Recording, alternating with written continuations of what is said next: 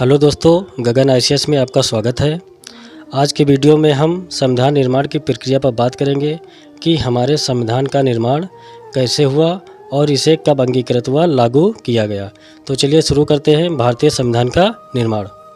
नवंबर 1946 में संविधान सभा के गठन के पश्चात संविधान सभा की पहली बैठक 9 दिसंबर 1946 को हुई, जिसका मुस्लिम लीग ने बहिष्कार किया। संविधान का निर्माण एक निर्वाचित संविधान सभा द्वारा किया गया, जिसका गठन नवंबर 1946 में हुआ। संविधान सभा का गठन नवंबर 1946 में हुआ और इस संविधान सभा की पहली बैठक 9 दिसंबर 1946 को हुई। संविधान सभा की पहली बैठक कब हुई? 9 दिसंबर 1946 को। क्वेश्चन पूछा जाता है कि संविधान सभा की पहली बैठक कब हुई? तो संविधान सभा की पहली बैठक 9 दिसंबर 1946 को हुई। संविधान सभा की पहली बैठक का मुस्लिम लीग ने बहिष्कार कर दिया। किसने बहिष्कार किया? मुस्लिम लीग ने संविधान सभा की पहली बैठक का बहिष्कार कर दिया। अच्छा, मुस्लिम लीग ने संविधान सभा का बहिष्कार किया तो उसके कुछ कारण रहे होंगे कि मुस्लिम लीग ने संविधान सभा का बहिष्कार क्यों किया। तो मुस्लिम लीग ने संविधान सभा का बहिष्कार इसलिए किया कि मुस्लिम लीग चाह रही थी कि एक अलग से पाकिस्तान का गठन किया जाए।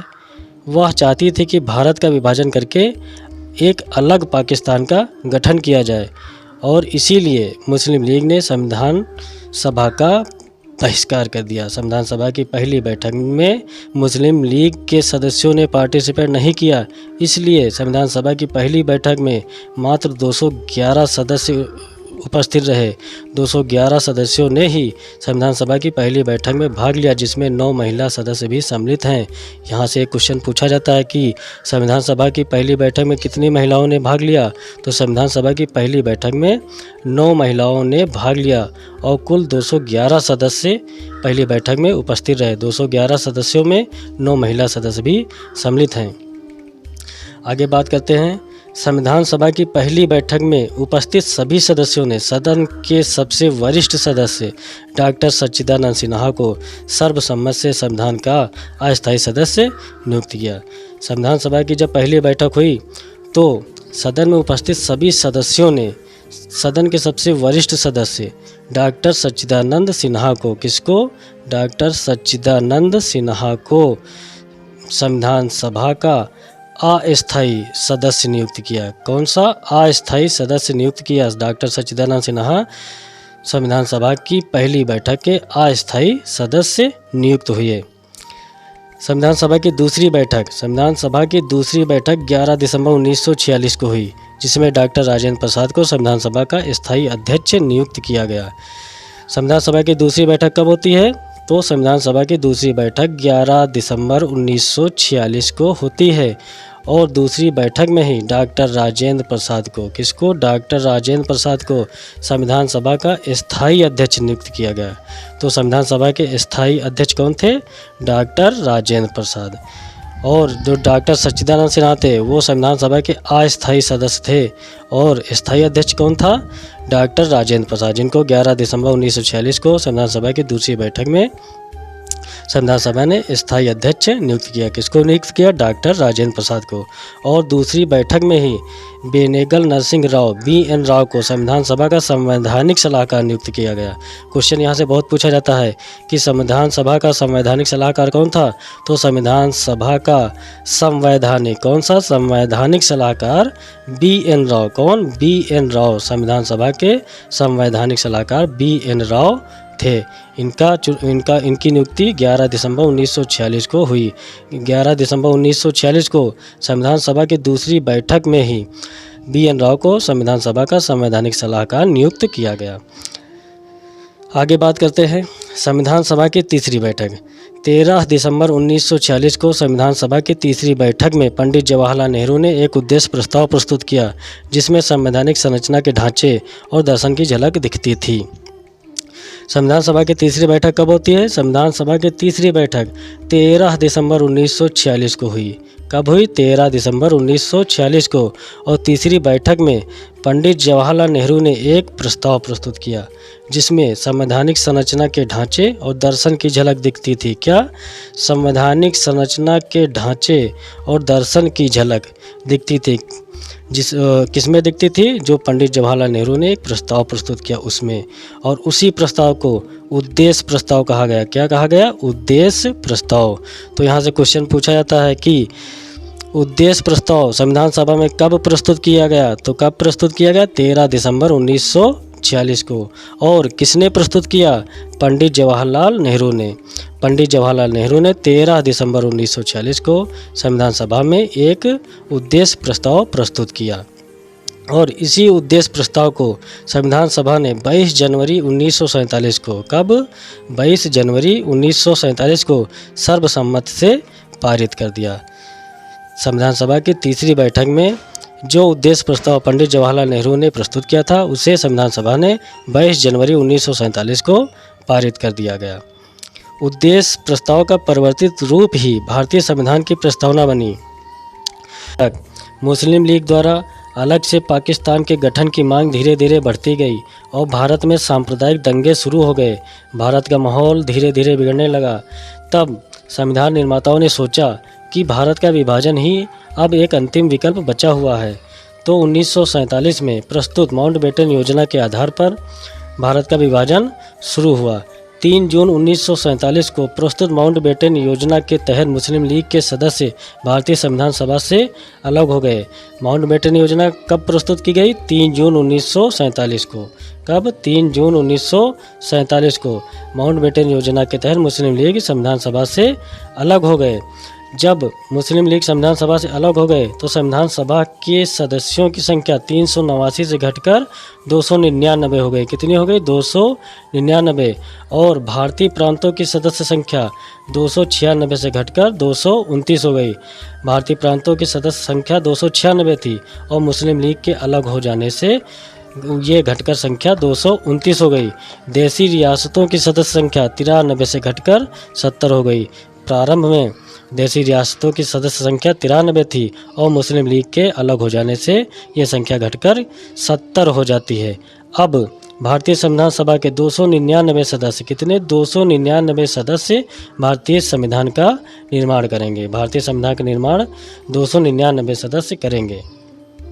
माउंटबेटन योजना को भारत के अंतिम वायसराय माउंटबेटन ने 3 जून 1947 को प्रस्तुत किया था, इसलिए माउंटबेटन योजना को 3 जून योजना भी कहा जाता है। माउंटबेटन योजना को किसने प्रस्तुत किया था? भारत के अंतिम वायसराय।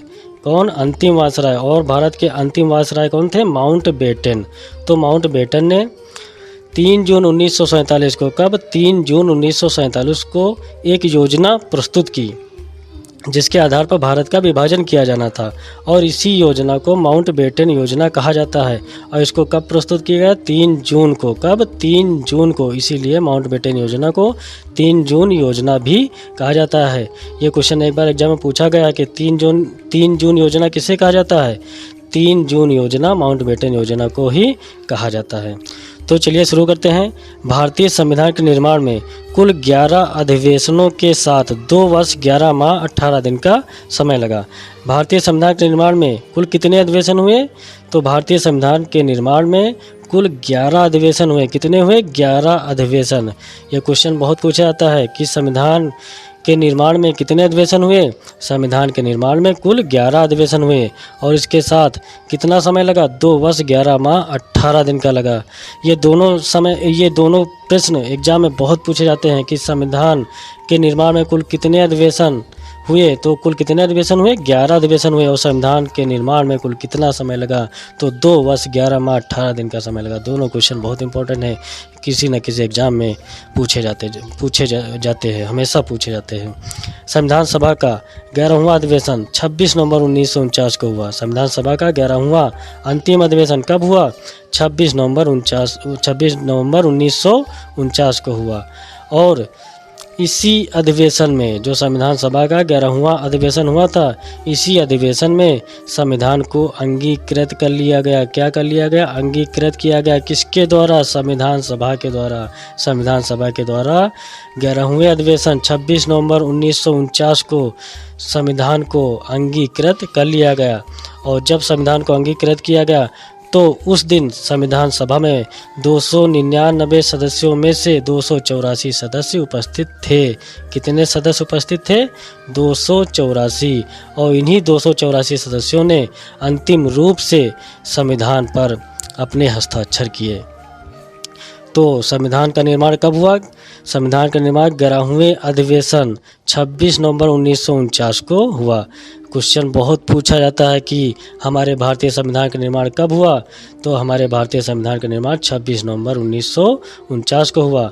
संविधान पर संविधान सभा के 284 सदस्यों ने हस्ताक्षर किए। संविधान जब बनके तैयार हुई तो संविधान सभा में उस दिन 284 सदस्य ही उपस्थित थे, जिसमें 284 में से 8 महिला सदस्य भी थी। तो संविधान पर अंतिम रूप से 284 सदस्यों ने हस्ताक्षर किए और उसमें 8 महिला सदस्य भी सम्मिलित थी। तो यहाँ से एक क्वेश्चन ये बनता है कि संविधान पर अंतिम रूप से कितनी महिलाओं ने हस्ताक्षर किए? तो संविधान पर अंतिम रूप से 8 महिलाओं ने हस्ताक्षर किए। संविधान सभा ने 26 नवंबर 1949 को संविधान को अंगीकृत कर लिया गया, परंतु इसे लागू किया 2 माह बाद। कब? 26 जनवरी 1950 को। संविधान सभा ने भारतीय संविधान को 2 माह बाद 26 जनवरी 1950 को लागू किया, क्योंकि 1929 में कांग्रेस का लाहौर अधिवेशन होता है, जिसमें कांग्रेस पूर्ण स्वराज की घोषणा करती है। किसकी घोषणा करती है? पूर्ण स्वराज की। कांग्रेस ने 1929 में अपने अधिवेशन में पूर्ण स्वराज की घोषणा की और संकल्प लिया कि 26 जनवरी को हम स्वतंत्रता दिवस के रूप में मनाएंगे। तो स्वतंत्रता प्राप्त तक प्रत्येक 26 जनवरी को प्रत्येक 26 जनवरी को स्वतंत्रता दिवस मनाया जाता रहा। कब तक? 1947 तक। 1947 तक प्रत्येक 26 जनवरी को स्वतंत्रता दिवस मनाया जाता रहा, परंतु भारत को स्वतंत्रता मिलती है 15 अगस्त 1947 को। भारत हमारा 15 अगस्त 1947 को आज़ाद हो जाता है। तब संविधान निर्माताओं ने सोचा कि अब 26 जनवरी की तिथि को यादगार कैसे बनाया जाए। अब तक तो हम 26 जनवरी को स्वतंत्रता दिवस मनाते रहे हैं, मगर हमारा देश जो है 15 अगस्त को आज़ाद हुआ है। तो 26 जनवरी को यादगार बनाने के लिए, किस लिए? 26 जनवरी की तिथि को यादगार बनाने के लिए संविधान निर्माताओं ने संविधान को 2 माह बाद 26 जनवरी 1950 को लागू कर दिया गया। हमारा संविधान निर्माण तो 26 नवंबर 1949 को ही हो गया, परंतु 26 जनवरी की तिथि को यादगार बनाने के लिए संविधान निर्माताओं ने संविधान को 26 जनवरी 1950 को लागू कर दिया गया। 11 अधिवेशन के अतिरिक्त संविधान सभा की अंतिम बैठक 24 जनवरी 1950 को हुई। संविधान सभा के कुल अधिवेशन 11 हुए। कितने हुए? 11 अधिवेशन हुए, परंतु इन 11 अधिवेशनों के अतिरिक्त एक अंतिम बैठक 24 जनवरी 1950 को हुई। संविधान सभा की अंतिम बैठक कब हुई? 24 जनवरी 1950 को। 24 जनवरी 1950 को ही राष्ट्रगान और राष्ट्रगीत को अपनाया गया। क्वेश्चन पूछा था राष्ट्रगान और राष्ट्रगीत को कब अपनाया गया? तो 24 जनवरी 1950 को राष्ट्रगान और राष्ट्रगीत को अपनाया गया। 24 जनवरी 1950 को ही डॉक्टर राजेंद्र प्रसाद को, किसको? डॉक्टर राजेंद्र प्रसाद को भारत का पहला राष्ट्रपति चुना गया। भारत के पहले राष्ट्रपति कौन थे? डॉक्टर राजेंद्र प्रसाद। और इनको भारत का पहला राष्ट्रपति कब चुना गया? 24 जनवरी 1950 को। क्वेश्चन पूछा जाता है, इंपॉर्टेंट है। डॉक्टर राजेंद्र प्रसाद को पहला राष्ट्रपति 24 जनवरी 1950 को चुना गया। 22 जुलाई 1947 को राष्ट्रध्वज को अपनाया गया। राष्ट्रध्वज को कब अपनाया गया? 22 जुलाई 1947। बहुत ही इम्पोर्टेंट प्रश्न है, पूछा जाता है राष्ट्रध्वज को कब अपनाया गया? 22 जुलाई 1947 को। और 22 जुलाई को राष्ट्रध्वज दिवस भी मनाया जाता है। 22 जुलाई 1947 को राष्ट्रध्वज अपनाया गया। इस प्रकार 26 नवंबर 1949 को अंगीकृत किए गए भारतीय संविधान में 395 अनुच्छेद और 8 अनुसूचियाँ थी। हमारा भारतीय संविधान 26 नवंबर 1949 को अंगीकृत किया गया और उस भारतीय संविधान में 395 अनुच्छेद, कितने? 395 अनुच्छेद और 8 अनुसूचियाँ थी। हमारा जो मूल संविधान था उसमें 395 अनुच्छेद और 8 अनुसूचियाँ थी। और आज के अनुच्छेद में 400 प्लस अनुच्छेद और 12 अनुसूचियाँ हो गई हैं, परंतु हमारे मूल अनुच्छेद में 395 अनुच्छेद और 8 अनुसूचियाँ थी। हमारा संविधान 26 नवंबर 1949 को अंगीकृत किया गया। दोस्तों, अब हम बात करेंगे संविधान सभा की महत्वपूर्ण समितियों पर। संविधान सभा के संवैधानिक सलाहकार बी.एन. राव ने संविधान का निर्माण सुचारू रूप से करने के लिए कुछ समितियों के गठन की सलाह दी। संविधान सभा के संवैधानिक सलाहकार कौन थे? बी.एन. राव। कौन था? बी.एन. राव। बी.एन. राव संविधान सभा के संवैधानिक सलाहकार थे। बी.एन. राव ने संविधान का निर्माण सुचारू रूप से करने के लिए कुछ समितियों के गठन की सलाह दी। तो चलिए बात करते हैं प्रमुख समितियों पर। संघीय संविधान समिति। संघीय संविधान समिति के अध्यक्ष कौन थे? पंडित जवाहरलाल नेहरू। पूछा जाता है क्वेश्चन, संघीय संविधान समिति के अध्यक्ष कौन थे? तो संघीय संविधान समिति के अध्यक्ष पंडित जवाहरलाल नेहरू थे। संघ शक्ति समिति। संघ शक्ति समिति के अध्यक्ष कौन थे? पंडित जवाहरलाल नेहरू। यह भी क्वेश्चन बहुत पूछा जाता है कि संघ शक्ति समिति के अध्यक्ष कौन थे? तो संघ शक्ति समिति के अध्यक्ष पंडित जवाहरलाल नेहरू थे। जितनी भी संघीय समितियां थी उनके अध्यक्ष पंडित जवाहरलाल नेहरू ही थे। प्रांतीय संविधान समिति। प्रांतीय संविधान समिति के अध्यक्ष कौन थे? सरदार वल्लभ भाई पटेल। कौन था?